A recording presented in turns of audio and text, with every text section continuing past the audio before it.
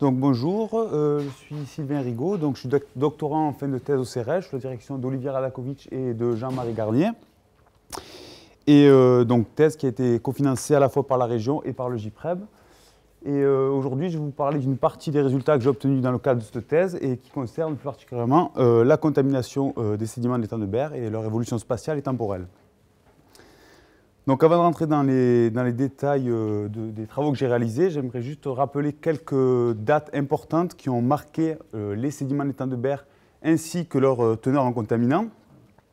Tout d'abord, l'industrialisation, qui a débuté dans les années 1930 et qui s'est intensifiée et diversifiée dans les années 1960, avec l'essentiel des zones industrielles qui se retrouvent localisées autour de l'étang de Veynes, ainsi que dans la zone sud-ouest du Grand Étang. Donc il faut savoir que cette industrialisation intense pendant plusieurs décennies s'est accompagnée par d'importants rejets de contaminants dans la zone, comme on peut voir sur ces photos aériennes. Donc ces apports sont traduits par une dégradation du milieu qui a entraîné une interdiction de la pêche à partir des années 1957, mais aussi suite à une prise de conscience face à la dégradation du milieu, à la mise en place de premières normes afin d'essayer de réglementer ces rejets, donc notamment en 1970 avec la mise en place du SPPPI. Un deuxième fait marquant pour l'étang de Berre a été en 1966, donc l'ouverture du canal hydroélectrique, qui a apporté, comme on vient de le voir précédemment, des limons, dont ici on voit le joli panache. Et donc tous ces deux événements ont eu un effet sur les sédiments et leur contamination. Et donc face à ce constat, il y a plusieurs questions qui peuvent être énoncées, qui concernent l'évolution temporelle de la contamination sur l'ensemble de la zone de l'étang de Berre, et plus particulièrement, quelle a été l'influence des réglementations sur les rejets industriels à partir des années 1970, quelle a été l'influence de ces rejets de limon à partir de 1966 sur la contamination des sédiments, et aujourd'hui, quel est cet état de contamination. Pour cela, nous avons utilisé trois approches différentes, une approche basée sur une synthèse bibliographique, et deux approches qui ont consisté à les prélever dans l'étang des carottes de sédiments ou des sédiments de surface. Donc dans cette présentation, je vais m'attarder sur les résultats obtenus à partir de la synthèse bibliographique et je vous présenterai rapidement des résultats sur les deux autres approches. Donc au début de ma thèse, on a compilé l'ensemble des études reportant des données de contaminants dans les sédiments de l'étang de Berre. On s'est aperçu qu'il y en avait pas mal, puisqu'on a réussi à compiler 12 études qui s'échelonnent entre 1964 et 2006 et qui reportent donc des teneurs en contaminants dans les sédiments. Donc on a réussi à créer une base de données très importante. Le problème de cette base de données, c'est qu'elle est très hétérogène. Ce n'est pas forcément les mêmes acteurs avec les mêmes objectifs qui ont conduit à mener ces études-là. Et donc on se retrouve, selon les années, selon les études, où ce n'est pas forcément les mêmes contaminants qui ont été analysés, pas forcément le même nombre de sites, pas la même localisation. Donc c'était pas évident d'utiliser cette base de données directement. Donc il a fallu réaliser une petite approche pour pouvoir tirer un bénéfice de cette base de données. Donc je vais vous présenter une approche statistique que nous avons utilisée dans ce cadre-là. Et elle est notamment basée sur l'étude de l'année 1976, qui est la plus complète, puisque 97 sites ont été échantillonnés sur l'ensemble de l'étang. Donc ici, je vous présente la distribution en densité et spatiale des concentrations en cuivre dans les sédiments de surface en 1976.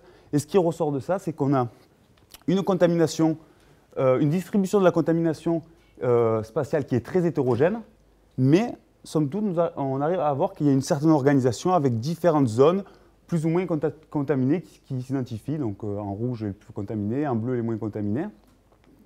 Et cette distribution spatiale a plusieurs origines. Des facteurs sédimentaires, comme la granulométrie par exemple, mais aussi des facteurs géographiques qui sont tout simplement la localisation des principales industries et de leurs effluents, et aussi la localisation de l'usine hydroélectrique et des rejets de limon. Donc le but du jeu, là, dans cette première étape, a été d'essayer de délimiter chacune des zones qui étaient sous influence particulière d'un de ces facteurs. Donc là, je ne vais pas rentrer dans les détails, mais nous avons réalisé une analyse en composante principale sur l'ensemble des variables des contaminants de cette année, toujours 1976. Et il en ressort deux principaux indices.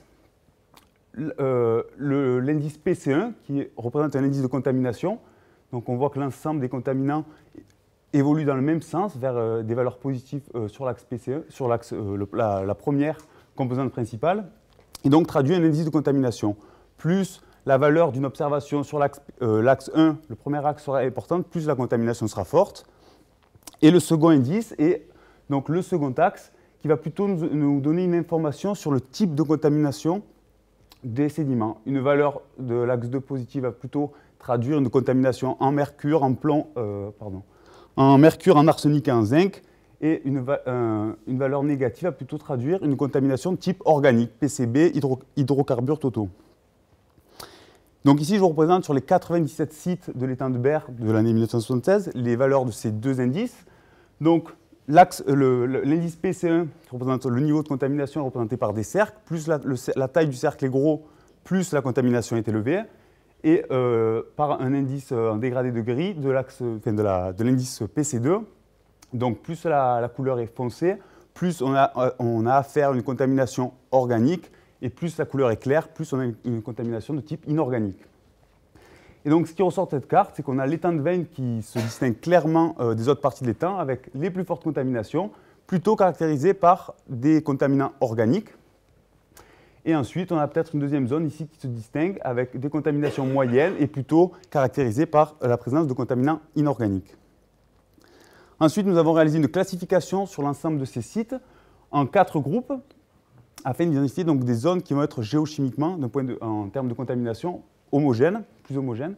Et donc il ressort 4 groupes, donc j'ai appelé ABCD. Le groupe D qui présente les contaminations les plus fortes, plutôt marquées par une contamination organique. Et ensuite 3 groupes A, B, C qui présentent des niveaux de contamination croissants, les A étant les plus faibles, enfin les sites appartenant à la classe A étant les plus faibles, et les sites de la classe C étant plus forts, relativement élevés, et plutôt caractérisés par des contaminants inorganiques. Donc si on reporte maintenant l'ensemble de ces classes sur les sites de l'étang, on arrive à identifier 3 zones principales. Tout d'abord, l'étang de Veynes qui regroupe l'ensemble des sites de la classe D, qui est directement sous l'influence des rejets industriels au niveau de l'étang de Veynes.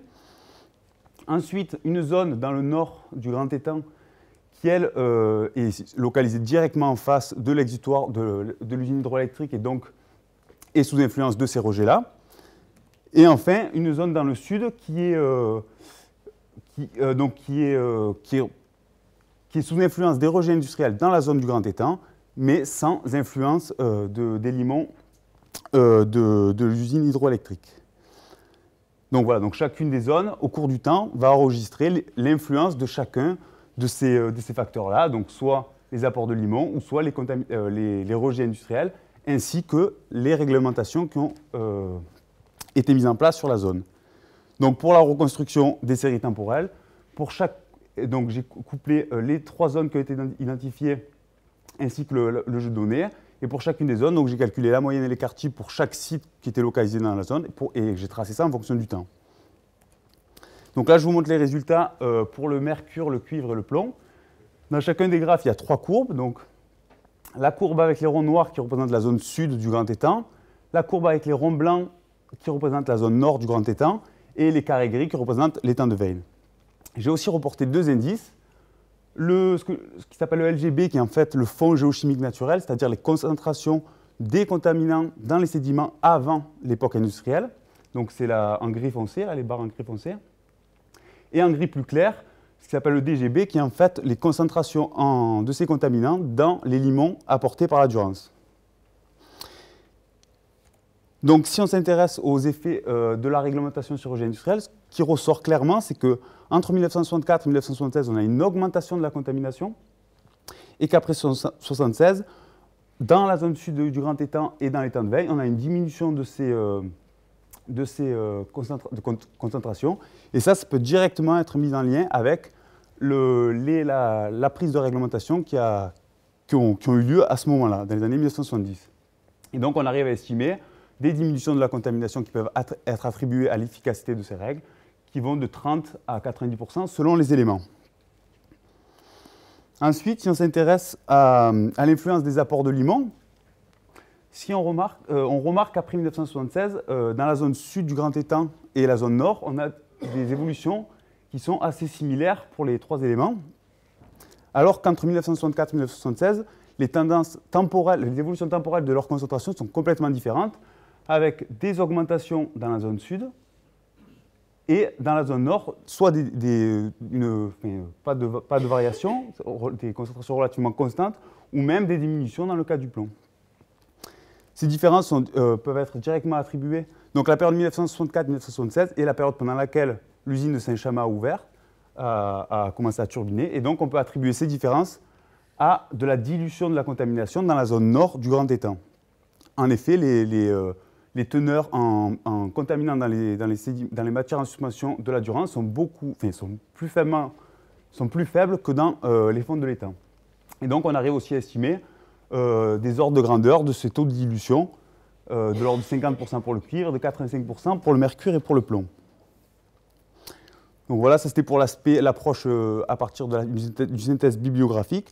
Ensuite, nous avons réalisé aussi donc, des prélèvements de carottes dans le sud du Grand Étang et dans l'étang de Veynes, donc par plongée, que nous avons amené au laboratoire, que nous avons découpé et analysé. Et là, je vous présente donc, les profils dans les sédiments de mercure et de plomb, donc dans ces deux sites. Et je vais aussi représenter les fonds géochimiques naturels, donc c'est les barres pointillées verticales. Ça, c'est juste pour montrer, donc en accord avec ce qui a été montré précédemment, qu'on a affaire à une augmentation à un moment donné de la contamination des sédiments de l'étang de Berre, une stagnation, et ensuite une diminution jusqu'à aujourd'hui des concentrations plus faibles. Voilà, donc ce qui ressort de ça, c'est que si au cours du temps la contamination des sédiments de surface diminue, les contaminants ne disparaissent pas, ils sont enfouis, et donc on arrive à avoir des stocks assez importants de contaminants sous quelques centimètres en dessous de l'interface. Concernant la distribution spatiale de la contamination dans les sédiments de l'étang de Berre, donc en 2008, nous sommes allés prélever un certain nombre d'échantillons de surface que nous avons analysés. Et là, donc, je vous présente la distribution spatiale du chrome et du cuivre, avec donc, les échelles de concentration, avec plus c'est rouge, plus c'est contaminé, et aussi des valeurs de référence, donc les fonds géochimiques naturels pour le chrome et pour le cuivre ici. Et donc, ce qui ressort, c'est que malgré la forte diminution de ces dernières décennies,